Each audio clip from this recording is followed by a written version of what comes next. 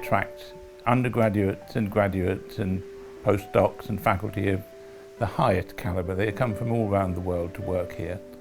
And that just gives you a running start, a flying start when it comes to producing fantastic research, because it's people who think of the ideas and then they make the ideas work and the work turns into the research. Here in the maths department, we don't simply say we do maths and we do nothing else but maths. We say we do maths and we will work with anyone else who's interested in doing maths with us, or who has a problem that has maths in it. And since pretty much every problem in the world has a mathematical aspect, that means the mathematicians here are always out on the road. We're particularly anxious that we're not getting enough people from minority backgrounds in certain subjects like maths and computer science. We don't have as many women as we should have, and we lose a lot of people to other universities who are able to give them funding packages, to give them pay their fees and give them a stipend and say you will be able to come and do your degree here, your research degree here, without having to worry about money. We are tackling the big problems of our times. We're tackling in particular the issues of climate change, of how to generate energy in a sustainable way without releasing greenhouse gases, the problems of biodiversity, the fascinating issues around artificial intelligence and how to use it safely and securely, and a host of other major issues which all societies are going to face for decades to come.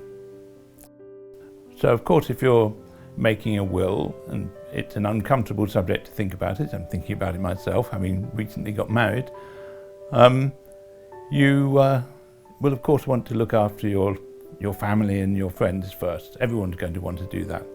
But if you are able to do anything a little bit more, then even small gifts can have a transformative effect for a graduate student or for an undergraduate who wouldn't be able to go on a field course in earth sciences, or for a graduate student who wouldn't be able to travel to a conference, or for anything like that. Even a small gift can be a little contribution. So I sometimes think of science, you might think of science as being like a great big tree growing up from not just one root, all sorts of roots, hundreds and hundreds of roots, and all kind of tangled together and sometimes joining up in very unexpected ways. And the point is, it all grows on what came before.